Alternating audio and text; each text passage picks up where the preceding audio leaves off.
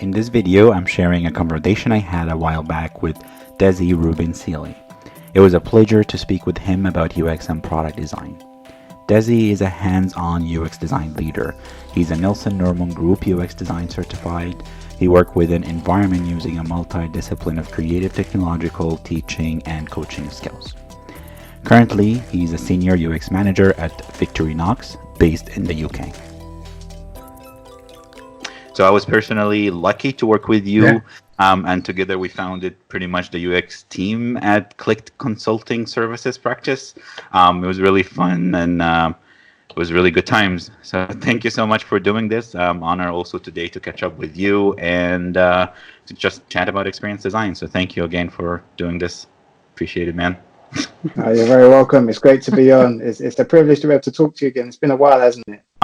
But yeah, if you give us a little bit about your background, how did you get into experience design in general? Yeah. So my background actually is in professional sports, would you believe? And this is going way back. You know, we're talking about over 20 years ago now. So which kind of defies the age versus the picture Yeah. a little bit. But You for look me, big. yeah. But for me, kind of like learning at a very high level certain sports that I played, or team sports, and I was able to do that professionally. So I was very humbled and privileged by that opportunity. I was able to take the principles I learned from that and inject that into my career, inject that into, you know, helping, you know, other creatives succeed as well, because that's the whole point of kind of like, you know, team playing and learning to function well as a team, making sure that we win as a team, not necessarily getting the last shot or being the person who gets hoisted up at the end of the game. I understand that when we rise together, we fall together, and those successes come more often as a team. So that's what's really led to, you could say, the continued success I've had from company to company as I've built teams. But how I've kind of gotten into design was an interesting one, because you know, early on in my career, I never actually started off as a designer. I was doing completely different, could say, industrial courses at university and at college and so forth. So I was working in the world of finance, and then from there, because I didn't like counting other people's money, I mean, who does? Yeah. I wanted to try and find a way in which would give me a bit more joy in what I was doing. So that's when I started to, you know, change from that and work in the IT sector. And I was the youngest person at a company, and this is going way back into the days when people were using front page, would you believe, to build sites. So we are going back some. I was the youngest there. The managing director and the other joint managing director simply said, "Hey, look, you're the youngest, therefore you must be the coolest one here. Here's a book on HTML and CSS, build." And so that was the directive, which was a little bit surprising. Still the coolest, Desi. You're still the coolest. You're still the coolest. I don't know about that, mate. Don't know about that. But for me, ultimately, that just meant that I had to try and find a way to learn how to do this thing, because I wanted to take advantage of the opportunity. I clearly saw at the time that it was a chance for me to learn something new. Fortunately enough, I took to it really well. And sure as anything, I didn't like what I had designed and built for the company after about 6 weeks. What I later learned was that was you could say some of the intrinsic parts of a designer's personality, you know, where you hate the design that you created. I didn't know it at the time, but someone more experienced kind of like, you know, told me that and educated me somewhat. And it was from there I started to really venture into learning more about design, and that's how things really started early on. So I started as a designer, then I went into animation, and then I went into front-end programming, and I worked at a top 3 agency for about 5 years, really learning the full stack. And it was from there, which is back about 10 years ago now, I really started to focus entirely on UX and the UX stack in itself. And that's when I learned how everything kind of connected from the beginning to the end of the process, bang to bullets. And that just basically helped me to say, right, now I know how that works. How can I, you could say, take that process and use it in a way in which will help me to get the best out of my own creativity, but also serve the customers, serve people that use anything I work on. So that was me. Short story. Awesome. Yeah, thank you for doing that.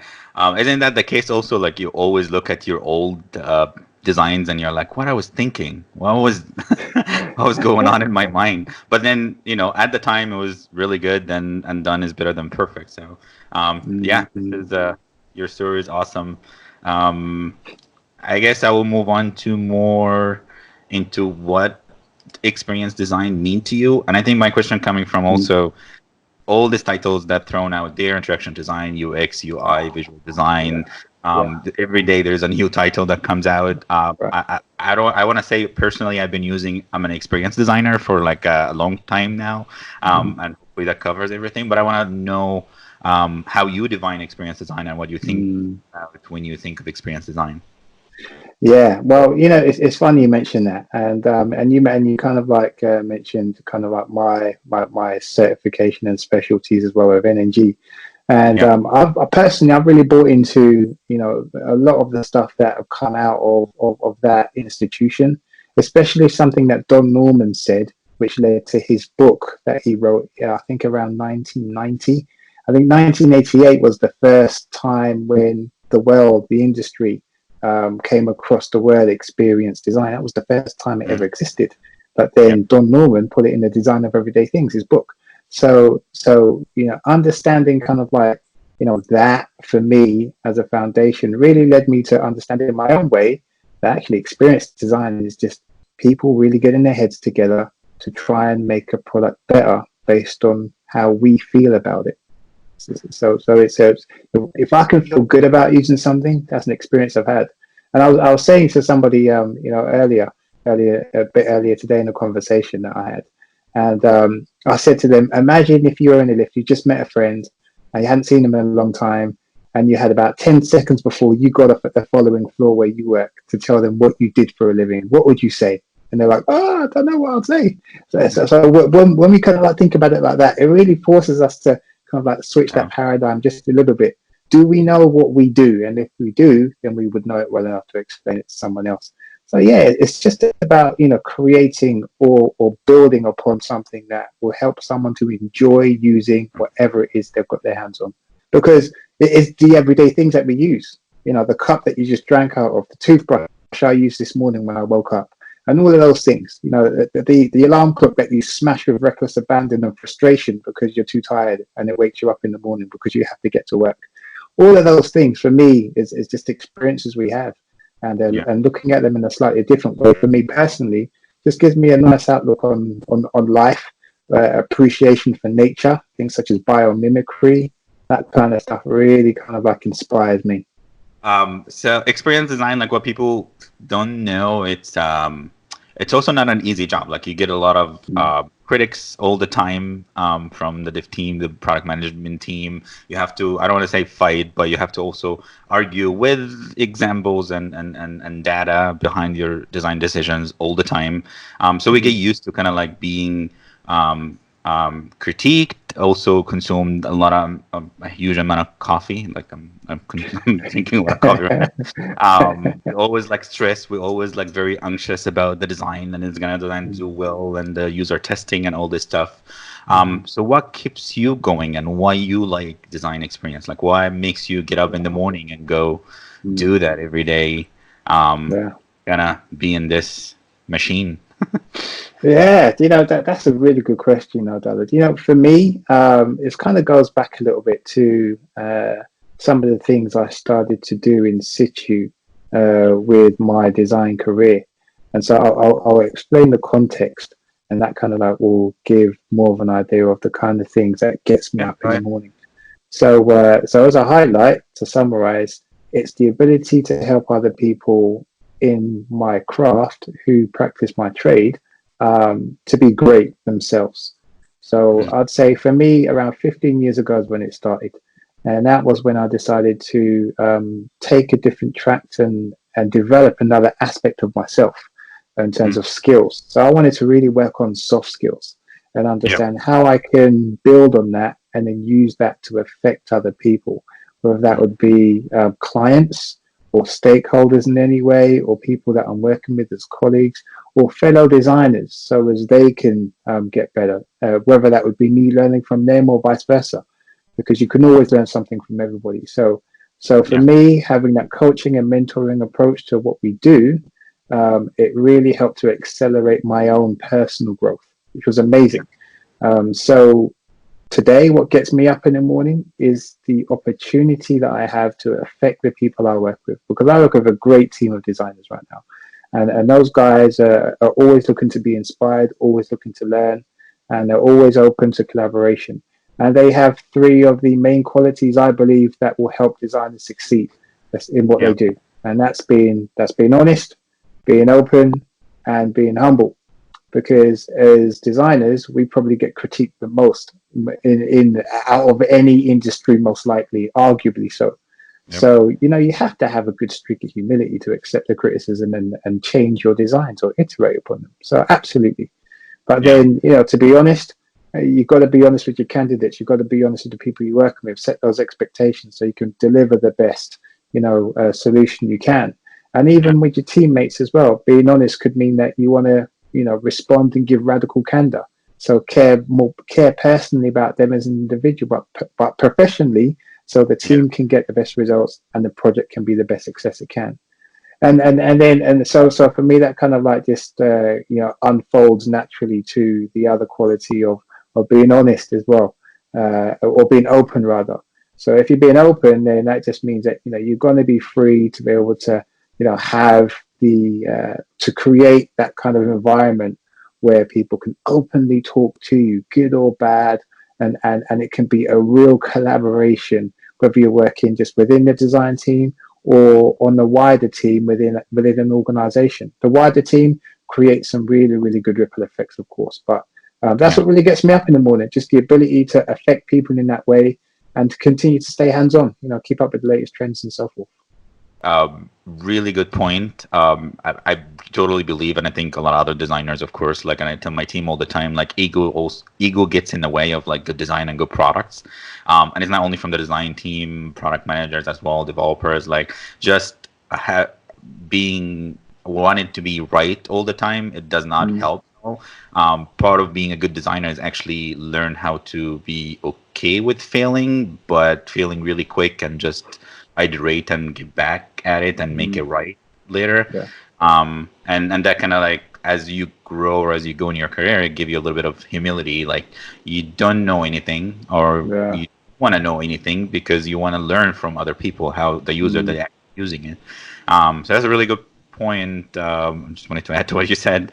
No, it's great. It's a great point Yeah. actually what you mentioned, because I think that if we don't take those things into consideration, the stuff that you mentioned as well, is that Yeah. we become quite close-minded in the solutions that we try to provide, Yeah. and we almost become borderline obnoxiously aggressive in pushing our designs upon other people, other Yeah. teams, or our customers, and that can result in catastrophic failure, especially if, say, for example, the solution you're pushing can really affect financial change in an organization. For example, like an e-commerce platform.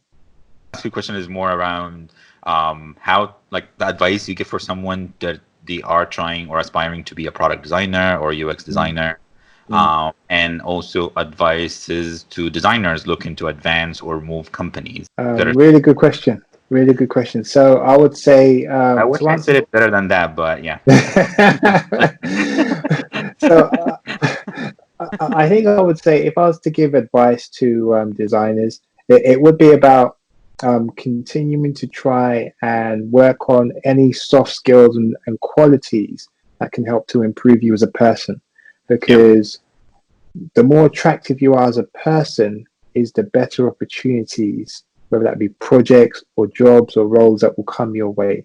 There was a time where designers were employed because it was a skill they had and they were very good at it. And people didn't really necessarily care as much whether they fit in well with the organization. It was all about whether they can do the job. Whereas now, a lot of companies are putting emphasis on culture, and culture is really key as to how productive a team can be. Because someone who is negative can drain the energy from a team, which slows down their productivity, which kills the process, and it can have a knock-on effect in so many different ways. And this is just from my experience of running departments, building teams, and seeing what that balance really can and should be. So Yeah. you end up looking for not just the right skill set, but the right people that have, the right fit for organizations. and that's just being, totally honest and transparent. So so any designer, I would say, try to look at not just your technical skill set, but who you are as an individual. If you understand where it is you want to be as a designer, where you want to go, what your end goal is, everything else will come out in the wash. Things such as how you envisage you want to get there, the other skills that you want to learn to help you to become that more complete person or creative professional. Because it's not just about how well you can, create a line or create a digital design or do something amazing on a computer.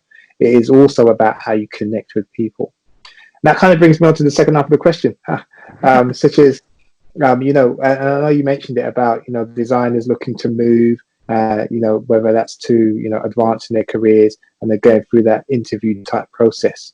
And I'd say the most important thing is to be honest. Because if you're honest, then it just enables you to be respected so much more. You create good levels of expectations. For example, if a interviewer asked you in the process of in the interview process of about a certain thing, such as the immutable laws of UX, tell me about the immutable laws of UX. What do you know? And let's just say, as a designer, you know how to employ UX and you're very good at it. But in terms of knowledge and backfill, you may not know all of the holes with it. You don't have all of the holes or gaps filled up, as it were, in terms of some of that foundational knowledge. The easiest thing to say, the most honest thing to say, do you know what? I can do the skills very well, as you can see in terms of the exercises I've done. But if I was to try and map them to some kind of foundational principle or law, I don't think I know how to do that yet, but I can find out. Yeah, and all that tells me if somebody wants to learn, they're willing to work, but they're honest as well.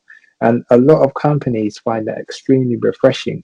But because we're getting that new breed of just that rush of people just rushing to be a designer, they're changing careers to be a designer in some way. They're forgetting some of the genesis that makes UX design amazing, because they're bringing some of that stuff that perhaps exists in other realms, as it were, professional realms, into that process. So a lot of it is about just being honest, being open about what you know, what you don't know. On your portfolio, put stuff on there that you've actually done, and if you're being part of a project, state that within the portfolio. You may have the whole project on your portfolio, so people can get a holistic view of how good it was. But then make sure you're clear in actually what part you played in that, whether that be in your communication or that be on the site. And that just gives people a really good idea of on your level of experience and what to expect from you. Otherwise, then the expectations are falsely set and you kind of set yourself up to fail. So just be honest. Absolutely. A follow-up question to that. So say you are a designer trying to get into a new industry, so you don't have any work for that specific industry. And I think we kind of been there at some point of our life, like enterprise to like back to smaller company, like etc., mobile to desktop. So what would you do if you don't have enough work to show for this new industry or new technology you're trying to get into? That's a really good question, and I've actually been on both ends of that, whether that's me getting into another industry or designers wanting to work in the industry I'm in.